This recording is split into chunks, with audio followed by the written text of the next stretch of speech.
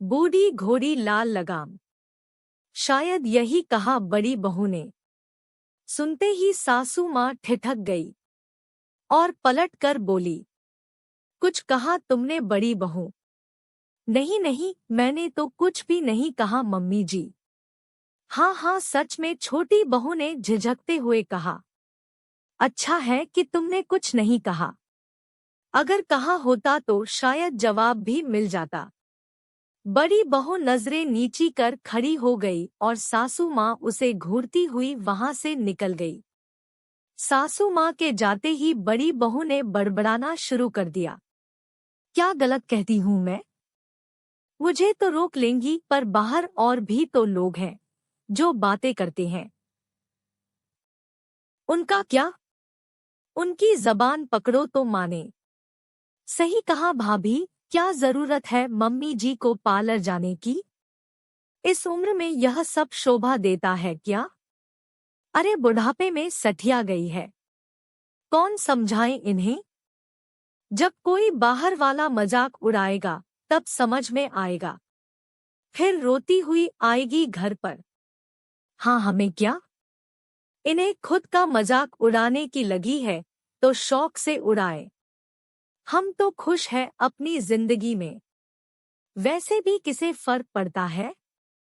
पापा जी तो कुछ कहते नहीं। और इस उम्र में कौन सा पापा जी निहार रहे हैं उन्हें, जो इतना सज धज कर तैयार हो रही है। यह तो है भाभी।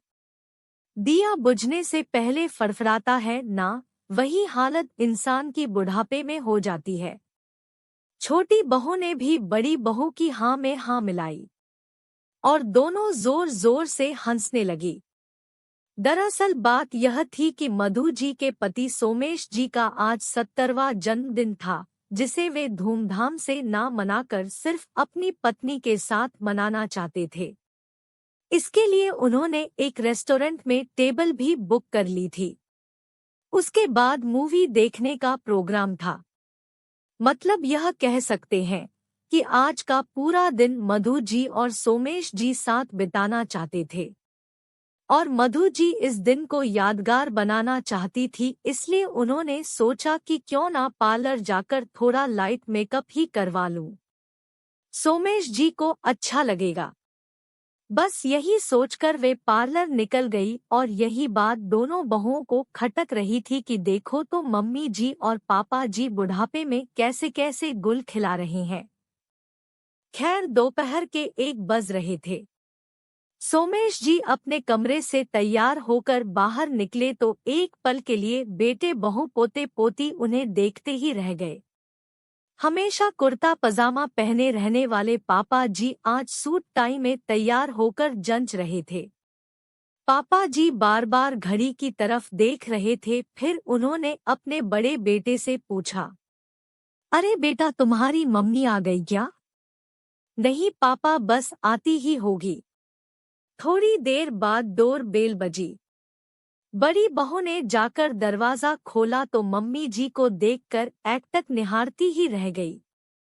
हरी बंधेज की साड़ी, उस पर मैचिंग ब्लाउज, साथ ही बालों का सुंदर सा जुड़ा बना रखा था और हल्का सा मेकअप। आज वाकई मम्मी जी कहर ढा रही थी। सोमेश जी तो मधु जी को निहारते ही रह गए। इतने में दोनों बेटे एक साथ ही बोल पड़े, वाह क्या बात है मम्मी, आज तो बहुत सुंदर लग रही हो। दोनों बेटों की बात सुनकर मधु जी मुस्कुरा दी। इतने में सोमेश जी बोले, तो मधु जी तैयार है आप साथ चलने के लिए? जी जरूर, कहकर दोनों पति पत्नी वहां से निकल गए। उनके जाते ही दोनों बहुओं ने फिर से बड़बड़ाना शुरू कर दिया। यह क्या शोभा देता है मम्मी जी और पापा जी को? इस उम्र में एक दूसरे का हाथ पकड़े घूमने जा रहे हैं और तुम दोनों भाई कुछ कहते भी नहीं। और देखा नहीं कैसे तैयार होकर जा रहे हैं। इनके पोते पोतियों की शादी की उम्र होने को आई और इन्हें देखो, कल को यह सब सिखाएंगे अपनी पोता बहुओं को। कम से कम पूछ तो लेना चाहिए था हमसे। क्यों इसमें गलत क्या है? मम्मी और पापा दोनों पति पत्नी हैं। एक दूसरे के साथ समय बिताना उनका हक है। इसके लिए भला किसी की इजाजत की क्या जरूरत है? और रही बात उम्र की, तो उम्र का क्या है? वह तो सिर्फ एक अंक है। उम्र के साथ क्या भावनाएं बदल जाती है। तुम लोगों के हिसाब से तो कल को हम लोग पति पत्नी ही नहीं रहेंगे और हमारे बेटे बहू डिसाइड करेंगे कि हमें क्या करना है और क्या नहीं। दोनों भाइयों ने एक साथ सुर मिलाकर कहा। जब बात खुद पर आई तो दोनों बहुएं एक बार सोचने को मजबूर हो गई कि गलत तो कुछ भी नहीं है। आखिर पति पत्नी का रिश्ता तो उम्र के साथ प्रगाढ़ होता है, तो उसे उम्र के बंधन में बांधने की क्या जरूरत है।